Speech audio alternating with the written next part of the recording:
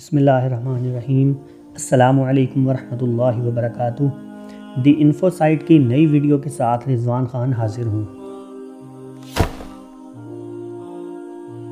خیبر مدینہ کے قریب یہودیوں کا ایک مضبوط قلعہ تھا جس کے سامنے تمام لشکروں کے قدم اکھڑ جاتے اور شاہ سوار دم توڑ جاتے تھے۔ اس قلعے کی بلند و بالا چار دیواری کی گئی تھی کہ اس کی بلندی تک دشمن کے تیر نہیں پہنچ سکتے تھے۔ اسی چار دیواری کے قریب حضور پاک صلی اللہ علیہ وآلہ وسلم اور آپ کے لشکر نے پڑاؤ ڈالا۔ پہلے دن حضرت ابوبکر صدیق رضی اللہ عنہ اپنی تلوار لہراتے ہوئے نکلے۔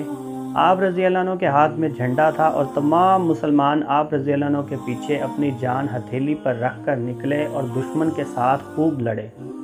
لیکن اسی دوران غروب آفتاب ہو گیا اور مسلمان قلعے میں داخل ہوئے بغیر واپس ہو گئے۔ دوسرے دن حضرت عمر بن خطاب رضی اللہ عنہ نے جھنڈا اٹھایا اور دشمن کے ساتھ خوب مقابلہ کیا، لیکن قلعہ پھر بھی فتح نہیں ہوا، یہاں تک کہ سورج غروب ہو گیا اور ایک بار پھر مسلمان واپس لوٹ آئے۔ پھر نبی پاک صلی اللہ علیہ وسلم نے فرمایا، میں کل ایک ایسے آدمی کو جھنڈا دوں گا جو خود بھی اللہ اور رسول صلی اللہ علیہ وسلم سے محبت کرتا ہے اور اللہ اور رسول صلی اللہ علیہ وسلم بھی اس سے محبت کرتے ہیں، اور اللہ تعالیٰ اس کے ہاتھوں فتح دیں گی۔ لوگوں نے اس حال میں رات بسر کی کہ ہر شخص کی تمنا تھی کہ اسے یہ شرف حاصل ہو۔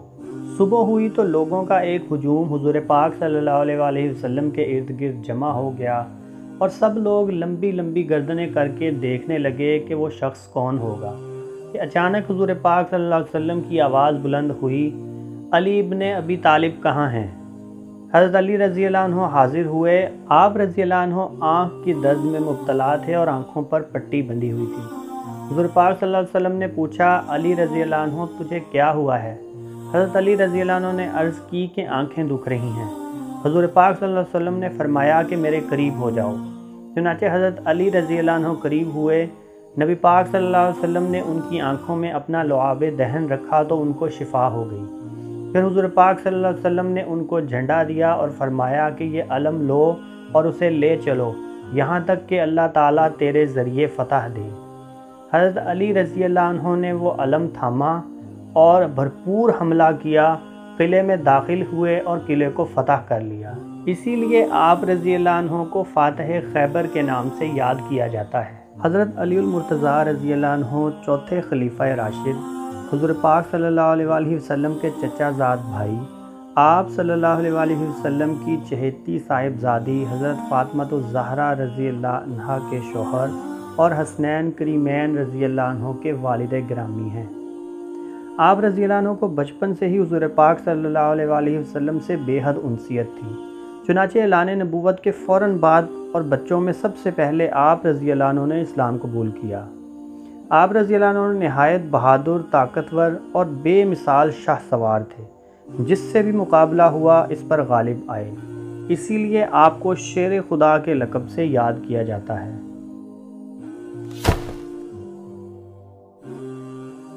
ہجرت مدینہ کے وقت حضور پاک صلی اللہ علیہ وآلہ وسلم نے حضرت علی المرتضیٰ رضی اللہ عنہ کی ذمہ داری امانتوں کو واپس کرنے پر لگائی۔ حضرت علی رضی اللہ عنہ 3 دن تک امانتوں کو واپس کرنے کے سلسلے میں مکہ مکرمہ میں مقیم رہے اور اس کے بعد آپ رضی اللہ عنہ مدینہ منورہ کی طرف چل پڑے۔ آپ نے دن رات سفر کیا، حتیٰ کہ آپ رضی اللہ عنہ مدینہ کے قریب پہنچ گئے تو حال یہ تھا کہ پاؤں مبارک سوج گئے اور پھٹ گئے۔ جب نبی پاک صلی اللہ علیہ وسلم کو آپ رضی اللہ عنہ کی آمد کا علم ہوا تو فرمایا کہ علی رضی اللہ عنہ کو میرے پاس بلاؤ۔ عرض کیا گیا کہ وہ تو پیدل نہیں چل سکتے، زیادہ چلنے کی وجہ سے ان کے پاؤں سوج چکے ہیں۔ حضور پاک صلی اللہ علیہ وآلہ وسلم خود ان کے پاس تشریف لے گئے۔ آپ صلی اللہ علیہ وسلم نے دیکھا کہ حضرت علی رضی اللہ عنہ زمین پر پڑے ہیں۔ آپ صلی اللہ علیہ وآلہ وسلم جذبہ شفقت سے رونے لگے اور شوق سے انہیں گلے لگایا۔ پھر حضور پاک صلی اللہ علیہ وآلہ وسلم نے اپنے دست مبارک میں لعاب دہن ڈال کر حضرت علی رضی اللہ عنہ کے قدموں کو لگا دیا تو وہ اس سے بالکل ٹھیک ہو گئے۔ پھر حضرت علی رضی اللہ عنہ کو تا دم حیات اپنے پاؤں میں کبھی تکلیف نہیں ہوئی۔ ہجرت مدینہ کے بعد حضور پاک صلی اللہ علیہ وآلہ وسلم نے مہاجرین اور انصار کو آپس میں بھائی بھائی بنا دیا۔ حضرت علی المرتضیٰ رضی اللہ عنہ آنسو بہاتے ہوئے حضور پاک صلی اللہ علیہ وسلم کی خدمت میں حاضر ہوئے اور آنسو پوچھتے ہوئے عرض کیا، یا رسول اللہ صلی اللہ علیہ وسلم، آپ نے اپنے صحابہ کرام رضی اللہ عنہ کے درمیان بھائی چارہ قائم کیا، لیکن مجھے کسی کا بھائی نہیں بنایا۔ حضور پاک صلی اللہ علیہ وسلم مسکرائے، ان کو اپنے ساتھ بٹھایا اور اپنے سینے سے لگا کر فرمایا، تم دنیا اور آخرت میں میرے بھائی ہو۔ پھر لوگوں کے عام مجمع میں یہ اعلان فرما دیا کہ لوگوں، یہ علی رضی اللہ عنہ میرا بھائی ہے۔ حضرت علی رضی اللہ عنہ ابھی 9 عمر تھے۔ عمر 20 سال سے کچھ تجاوز ہوگی کہ حضور پاک صلی اللہ علیہ وسلم نے ان کو یمن میں بحیثیت قاضی بھیجا۔ حضرت علی رضی اللہ عنہ نے بوقت روانگی عرض کیا، یا رسول اللہ صلی اللہ علیہ وسلم، آپ مجھے یمن بھیج رہے ہیں، وہاں کے لوگ مجھ سے قضاء کے متعلق پوچھیں گے اور مجھے اس کا کچھ علم نہیں۔ حضور پاک صلی اللہ علیہ وسلم کے ہونٹوں پر مسکراہٹ پھیل گئی، پھر شفقت بھرے انداز میں فرمایا، علی میرے قریب آؤ۔ حضرت علی رضی اللہ عنہ قریب ہوئے تو حضور پاک صلی اللہ علیہ وسلم نے اپنا دست مبارک حضرت علی رضی اللہ عنہ کے سینے پر مارا، پھر یہ دعا فرمائی، اے اللہ اس کی زبان کو راست گو اور دل کو ثبات و استقلال عطا فرما۔ پھر آپ صلی اللہ علیہ وسلم نے فرمایا، اے علی، جب 2 فریق تیرے پاس مقدمہ لے کر آئیں تو جب تک تم دونوں کی بات نہ سن لو ان کے درمیان فیصلہ نہ کرنا۔ جب تم اس طرح کرو گے تو تمہارے لیے فیصلہ کرنا واضح ہو جائے گا۔ حضرت علی رضی اللہ عنہ فرماتے ہیں کہ اللہ کی قسم، اس کے بعد مجھے 2 آدمیوں کے درمیان فیصلہ کرنے میں کبھی مشکل نہیں ہوئی۔ ناظرین کرام، آج ہمارے معاشرے میں یہ بھی ایک بہت بڑی بیماری آ گئی ہے کہ ہم ایک ہی فریق کی بات سن کر کوئی رائے قائم کر لیتے ہیں۔ آج آپ اخبارات اٹھا لیں یا ٹی وی چینل لگا لیں، ہر طرف ایک دوسرے پر الزامات کی بچھاڑ نظر آتی ہے۔ تو حضور پاک صلی اللہ علیہ وسلم کی یہ بات ہمیشہ یاد رکھیں کہ جب تک دونوں فریقوں کا موقف نہ سن لیں، کسی کے متعلق کوئی رائے قائم مت کریں۔ ایک دفعہ کا ذکر ہے کہ ملک یمن میں 4 اشخاص ایک کنویں میں گر گئے جو انہوں نے شیر پھنسانے کے لیے کھودا تھا۔ اس واقعے کی تفصیل اس طرح سے ہے کہ شیر تو اس کنویں میں گر گیا، لیکن ان میں سے ایک کا پیر پھسلا اور وہ اس کنویں میں گرا۔ اس نے اپنی جان بچانے کے لیے بدحواسی میں دوسرے کی کمر پکڑ لی، وہ بھی نہ سنبھل سکا اور گرتے گرتے اس نے تیسرے کی کمر تھام لی، تیسرے نے چوتھے کو پکڑ لیا، غرض چاروں اس میں گر پڑے اور شیر نے ان چاروں کو مار ڈالا۔ ان مقتولین کے ورثاء آپس میں جنگ کرنے لگے تو حضرت علی رضی اللہ عنہ نے ان کو ہنگامہ اور فساد سے روکا اور فرمایا کہ میں فیصلہ کرتا ہوں، اگر وہ پسند نہ آئے تو دربار رسالت صلی اللہ علیہ وسلم میں جا کر تم اپنا مقدمہ پیش کر سکتے ہو۔ لوگوں نے رضامندی ظاہر کی۔ آپ رضی اللہ عنہ نے یہ فیصلہ کیا کہ جن لوگوں نے یہ کنواں خریدا ہے ان کے قبیلوں سے ان مقتولین کے خون بہا کی رقم اس طرح سے وصول کی جائے کہ 1 پوری، 1 1/3، 1 1/4 اور 1 آدھی۔ پہلے مقتولین کے ورثاء کو 1/4 خون بہا، دوسرے کو تہائی، تیسرے کو نصف اور چوتھے کو پورا خون بہا دلایا، اس لیے کہ پہلے نے اپنے اوپر والے کو ہلاک کیا، دوسرے نے اپنے اوپر والے کو اور تیسرے نے بھی اپنے اوپر والے کو ہلاک کیا۔ غرض سب نے اپنے اوپر والے کو ہلاک کر ڈالا، مگر چوتھے آدمی نے کسی کو نہیں مارا۔ لوگ اس فیصلے سے راضی نہ ہوئے اور خطبہ حجۃ الوداع کے موقع پر حاضر ہو کر اس فیصلے کے خلاف حضور پاک صلی اللہ علیہ وسلم کی عدالت میں اپیل کی۔ حضور پاک صلی اللہ علیہ وسلم نے اس فیصلے کو برقرار رکھا اور فرمایا کہ خدا کا شکر ہے جس نے ہم اہل بیت میں حکمت کو رکھا ہوا ہے۔ حضرت علی رضی اللہ عنہ کے پاس ایک اور دلچسپ کیس آیا۔ 2 شخص تھے، ایک کے پاس 5 روٹیاں تھیں اور دوسرے کے پاس 3 روٹیاں تھیں۔ دونوں کھانا کھانے کے لیے ایک جگہ بیٹھے تھے کہ اتنے میں ایک تیسرا آدمی بھی آ گیا۔ اس نے سلام کیا، انہوں نے اس کو بھی بیٹھنے کا کہا، چنانچہ وہ بھی کھانے میں شریک ہو گیا۔ جب 8 روٹیاں کھا کر سب فارغ ہو گئے تو اس آدمی نے 8 درہم اپنے حصے کی روٹیوں کی قیمت دے دی اور آگے بڑھ گیا۔ جس شخص کی 5 روٹیاں تھیں اس نے سیدھا حساب یہ کیا کہ اپنی 5 روٹیوں کی قیمت 5 درہم لی اور دوسرے کو اس کی 3 روٹیوں کی قیمت 3 درہم دینا چاہے، مگر وہ اس پر راضی نہ ہوا اور نصف کا مطالبہ کیا۔ یہ معاملہ حضرت علی رضی اللہ عنہ کی عدالت میں پیش ہوا۔ دونوں نے اپنا اپنا قصہ سنایا۔ حضرت علی رضی اللہ عنہ نے دوسرے کو نصیحت فرمائی کہ تمہارا دوست جو فیصلہ کر رہا ہے اس کو قبول کر لو، اس میں تمہارا زیادہ نفع ہے، لیکن اس نے کہا کہ حق کے ساتھ جو فیصلہ ہو وہ مجھے منظور ہے۔ حضرت علی رضی اللہ عنہ نے فرمایا کہ حق تو یہ ہے کہ تم کو صرف 1 درہم اور تمہارے رفیق کو 7 درہم ملنے چاہیے۔ اس عجیب فیصلے سے وہ متحیر ہو گیا، کہنے لگا کہ مجھے ذرا وضاحت سے سمجھائیے تاکہ میں اس فیصلے کو قبول کروں۔ حضرت علی رضی اللہ عنہ نے فرمایا کہ تم 3 آدمی تھے، تمہاری 3 روٹیاں تھیں اور تمہارے دوست کی 5، تم دونوں نے برابر کھائیں اور ایک تیسرے کو بھی حصہ دیا۔ تمہاری 3 روٹیوں کے حصے 3 جگہ کیے تو 9 ٹکڑے ہوئے۔ تم اپنے 9 ٹکڑوں اور اس کے 15 ٹکڑوں کو جمع کرو تو ٹوٹل 24 ٹکڑے ہو گئے۔ تینوں میں سے ہر ایک نے برابر ٹکڑے کھائے تو فی کس 8 ٹکڑے ہو گئے۔ تم نے اپنے 9 میں سے 8 خود کھائے اور ایک تیسرے مسافر کو دیا، اور تمہارے رفیق نے اپنے 15 ٹکڑوں میں سے 8 خود کھائے اور 7 تیسرے کو دیے۔ اس لیے 8 درہم میں سے 1 درہم کے تم مستحق ہو اور 7 کا تمہارا دوست مستحق ہے۔ یہ تفصیل سن کر وہ آدمی مسکرایا اور کہنے لگا اب میں سمجھ گیا اور خوش ہو گیا۔ چاشت کا وقت تھا، لوگ ایک جنازہ کندھوں پر اٹھائے ہوئے آئے۔ ورثاء نے حضرت صلی اللہ علیہ وسلم سے درخواست کی کہ اس میت کا نماز جنازہ پڑھا دیں۔ حضور پاک صلی اللہ علیہ وسلم نے پوچھا کہ کیا تمہارے اس صاحب کے ذمے کوئی قرض تو نہیں ہے؟ لوگوں نے کہا صرف 2 دینار قرض ہے۔ حضور پاک صلی اللہ علیہ وسلم نے خود جنازہ پڑھانے سے انکار کیا اور فرمایا کہ تم خود ہی اپنے صاحب کا جنازہ پڑھا لو، کیونکہ حضور پاک صلی اللہ علیہ وسلم مقروض آدمی کا نماز جنازہ نہیں پڑھاتے تھے۔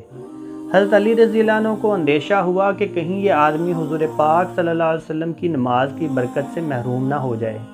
جلدی سے خدمت اقدس میں حاضر ہوئے اور عرض کیا یا رسول اللہ صلی اللہ علیہ وسلم وہ 2 دینار میرے ذمے ہیں، میں ادا کروں گا، میت اس سے بری الذمہ ہے۔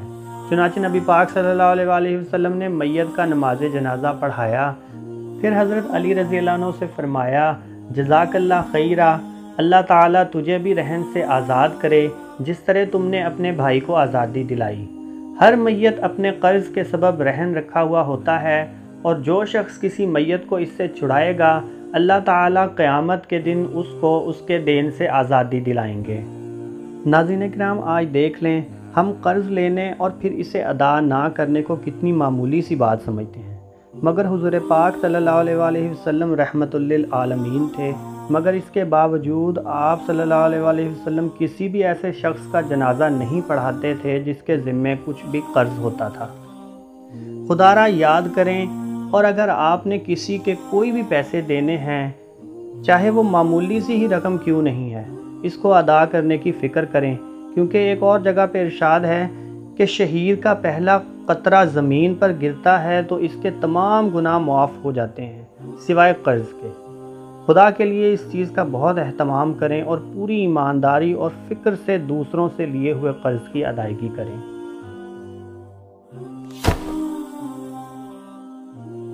اللہ تعالیٰ پر یقین دیکھیے کہ ایک بار ایک فقیر پھٹے پرانے کپڑے پہن کر حضرت علی رضی اللہ عنہ کی بارگاہ میں حاضر ہوا اور دستے سوال دراز کیا۔ حضرت علی رضی اللہ عنہ نے حضرت حسن رضی اللہ عنہ سے فرمایا کہ اپنی ماں کے پاس جاؤ اور ان سے کہو کہ ابا جان نے آپ رضی اللہ عنہ کو جو 6 درہم دیے تھے ان میں سے 1 درہم دے دو۔ حضرت علی رضی اللہ عنہ گئے اور پھر تھوڑی دیر کے بعد واپس آئے اور کہنے لگے کہ وہ کہتی ہیں کہ انہوں نے یہ 6 درہم آٹے کے لیے رکھ چھوڑے ہیں۔ حضرت علی رضی اللہ عنہ نے فرمایا کہ کسی بندے کا ایمان اس وقت تک صادق نہیں ہو سکتا جب تک کہ وہ اپنی چیز کی بنسبت اللہ تعالیٰ کی ان نعمتوں پر زیادہ بھروسہ نہیں کرتا جو اس کے پاس ہیں۔ پھر فرمایا ان سے جا کر کہو کہ 6 کے 6 درہم بھیج دیں۔ حضرت فاطمہ رضی اللہ عنہ نے 6 کے 6 درہم بھیج دیے۔ حضرت علی رضی اللہ عنہ نے وہ 6 کے 6 درہم اس فقیر کو دے دیے۔ ابھی حضرت علی رضی اللہ عنہ اپنی مجلس سے بھی نہیں اٹھے تھے کہ ایک آدمی آیا جس کے پاس ایک اونٹ تھا اور وہ اس کو بیچنا چاہتا تھا۔ حضرت علی رضی اللہ عنہ نے پوچھا بھائی یہ اونٹ کتنے کا ہے؟ اس نے کہا 140 درہم کا۔ حضرت علی رضی اللہ عنہ نے فرمایا کہ اس کو یہیں باندھ دو، میں تجھے اس کی قیمت بعد میں دے دوں گا۔ اس آدمی نے ایسا ہی کیا، اونٹ باندھا اور وہاں سے چلا گیا۔ تھوڑی دیر کے بعد ایک اور آدمی آیا، اس نے پوچھا کہ یہ اونٹ کس کا ہے؟ حضرت علی رضی اللہ عنہ نے فرمایا کہ میرا ہے۔ اس نے کہا کہ آپ رضی اللہ عنہ اس کو بیچیں گے؟ حضرت علی رضی اللہ عنہ نے فرمایا کہ ہاں۔ اس آدمی نے پوچھا کہ آپ رضی اللہ عنہ یہ اونٹ کتنے کا بیچیں گے؟ حضرت علی رضی اللہ عنہ نے فرمایا کہ 200 درہم کا۔ اس آدمی نے کہا کہ ٹھیک ہے، میں نے یہ اونٹ خرید لیا۔ اس نے اونٹ پکڑا اور 200 درہم حضرت علی رضی اللہ عنہ کو دے دیے۔ پھر حضرت علی رضی اللہ عنہ نے 140 درہم اس آدمی کو دے دیے جس سے اونٹ خریدا تھا، اور باقی 60 درہم لے کر حضرت فاطمہ الزہرا رضی اللہ عنہا کے پاس پہنچے۔ حضرت فاطمہ رضی اللہ عنہ نے پوچھا کہ یہ کیا ہے؟ حضرت علی رضی اللہ عنہ نے فرمایا کہ یہ وہی ہے جس کا اللہ تعالیٰ نے اپنے پیغمبر صلی اللہ علیہ وسلم کی زبان سے یہ وعدہ کیا ہے کہ جو ایک نیکی لائے گا اس کو 10 گنا ملے گا۔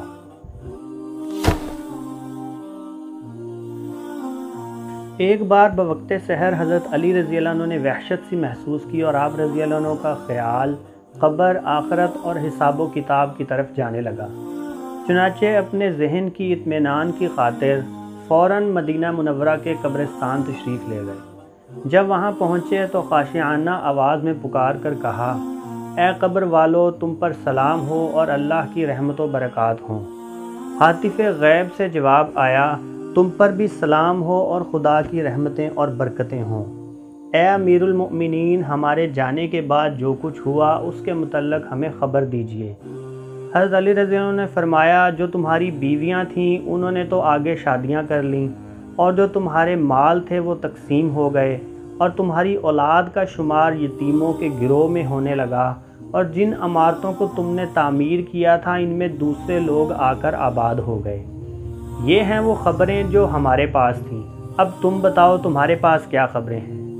آواز آئی، ہمارے کفن پھٹ گئے، ہمارے شعور منتشر ہو گئے، کھالیں ٹکڑے ٹکڑے ہو گئیں، آنکھیں رخساروں پر بہہ گئیں، ناک کے نتنوں سے خون اور پیپ بہنے لگا ہے۔ جو اعمال ہم نے آگے بھیجے تھے وہ ہم نے پا لیے، اور جو کچھ پیچھے چھوڑ آئے تھے اس میں ہمیں خسارہ ہوا اور ہم رہن رکھے ہوئے ہیں۔ ناظرین کرام، اس واقعے سے اس دنیا کی زندگی کی حقیقت پوری طرح سے کھل کر سامنے آ جاتی ہے۔ بے شک جو مر جاتا ہے کچھ عرصے کے بعد اس کی آل اولاد اسے بھول جاتی ہے۔ مال و دولت، حسب نسب، آل اولاد، جس کی خاطر ہم ساری زندگی بھاگتے ہیں، کچھ بھی تو قبر میں کام نہیں آتا۔ اگر آتے ہیں تو وہ نیک اعمال جو ہم نے دنیا میں کیے ہوتے ہیں۔ خدا را اس بات کو سوچیں اور زیادہ سے زیادہ نیک اعمال کو جمع کریں۔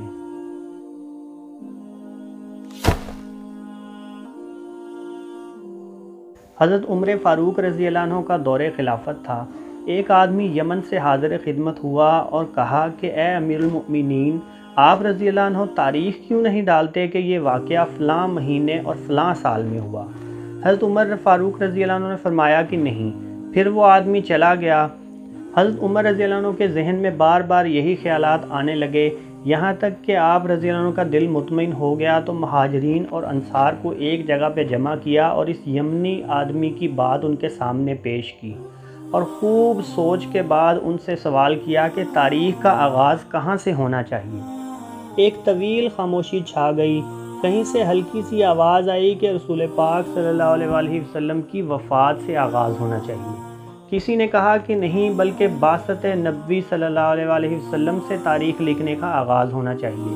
اتنے میں حضرت علی المرتضیٰ رضی اللہ عنہ کی آواز بلند ہوئی کہ یا امیر المؤمنین، ہمیں تاریخ لکھنے کا آغاز اس وقت سے کرنا چاہیے جس وقت رسول پاک صلی اللہ علیہ وآلہ وسلم شرک کی سرزمین سے نکلے تھے اور مدینہ پہنچے تھے، یعنی جس دن حضور پاک صلی اللہ علیہ وآلہ وسلم نے ہجرت فرمائی تھی۔ حضرت علی رضی اللہ عنہ کا یہ فرمانا تھا کہ ہر طرف سے آوازیں آنے لگیں کہ ہمیں یہ بات قبول ہے اور ہم اس پر راضی ہیں۔ اس طرح سے ہجری کیلنڈر کی ابتدا ہوئی۔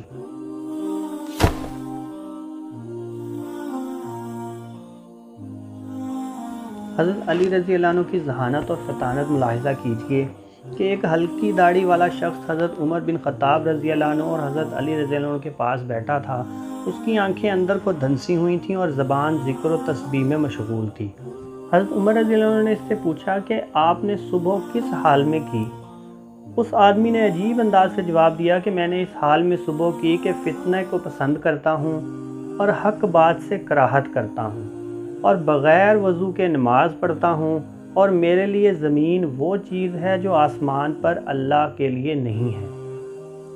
یہ سن کر حضرت عمر رضی اللہ عنہ طیش میں آ گئے اور اس کو پکڑ کر سخت سزا دینے لگے، تو حضرت علی رضی اللہ عنہ نے ہنستے ہوئے کہا، اے امیر المؤمنین، جو یہ شخص کہہ رہا ہے کہ وہ فتنے کو پسند کرتا ہے تو اس سے اس کی مراد مال و اولاد ہے، اور حق بات کو ناپسند کرتا ہے، اس سے مراد موت کی ناپسندیدگی ہے، اور بغیر وضو کے نماز پڑھتا ہے، اس سے مراد نبی پاک صلی اللہ علیہ وآلہ وسلم پر صلاۃ یعنی درود بھیجنا ہے۔ ظاہر ہے کہ اس صلاۃ کے لیے وضو ضروری نہیں ہوتا۔ اور اس نے جو یہ کہا ہے کہ اس کے لیے زمین پر وہ چیز ہے جو آسمان پر اللہ کے لیے نہیں ہے، تو اس سے مراد اس کے بیوی بچے ہیں۔ ظاہر ہے کہ اللہ کی نہ بیوی ہے نہ اولاد، وہ ذات تو یکتا اور بے نیاز ہے، نہ اس کی اولاد ہے اور نہ وہ کسی کی اولاد ہے، اور اس کا کوئی ہمسر نہیں۔ حضرت عمر بن خطاب رضی اللہ عنہ کا چہرہ یہ سن کر خوشی سے دمک اٹھا اور ہونٹوں پر مسکراہٹ پھیل گئی، اور خوشی سے جھومتے ہوئے فرمایا، وہ جگہ بری ہے جہاں علی ابن طالب نہ ہوں۔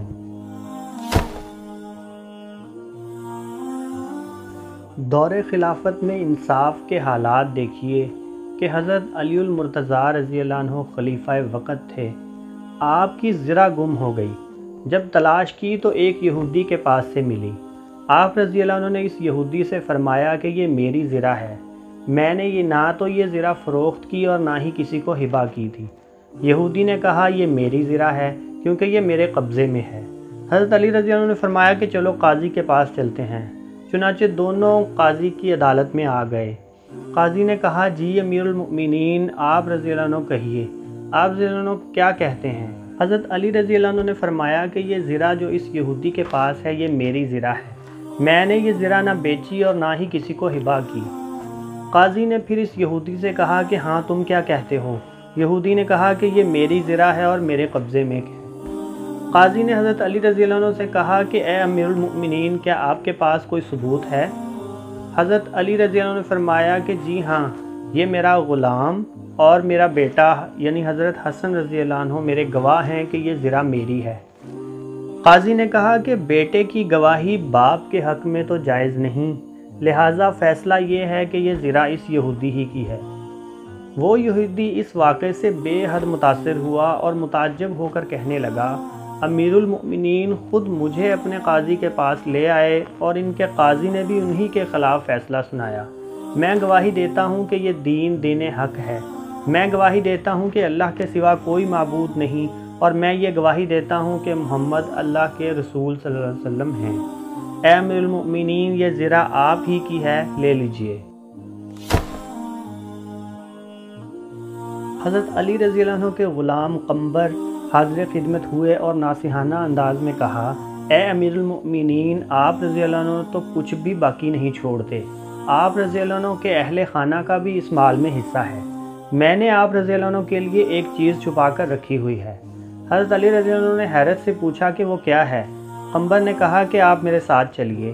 قنبر آگے بڑھے، امیر المؤمنین حضرت علی رضی اللہ عنہ ان کے پیچھے پیچھے چلے، حتیٰ کہ ایک چھوٹے سے کمرے میں داخل ہوئے۔ اس میں ایک دیوار کے نیچے بڑی سی بوری رکھی ہوئی تھی جسے ایک چادر سے ڈھانپا گیا تھا۔ حضرت علی رضی اللہ عنہ نے اس کو کھولا تو پتہ چلا کہ یہ سونے اور چاندی کے برتنوں سے بھری ہوئی ہے۔ جب دیکھا تو فرمایا، تیرا ناس ہو، تم تو میرے گھر میں ایک بڑی آگ داخل کرنا چاہتے ہو۔ پھر ان برتنوں کا وزن کرتے گئے اور لوگوں میں تقسیم کرتے گئے، اور ساتھ ساتھ یہ فرما رہے تھے، اے دنیا، جا کسی اور کو دھوکہ دے۔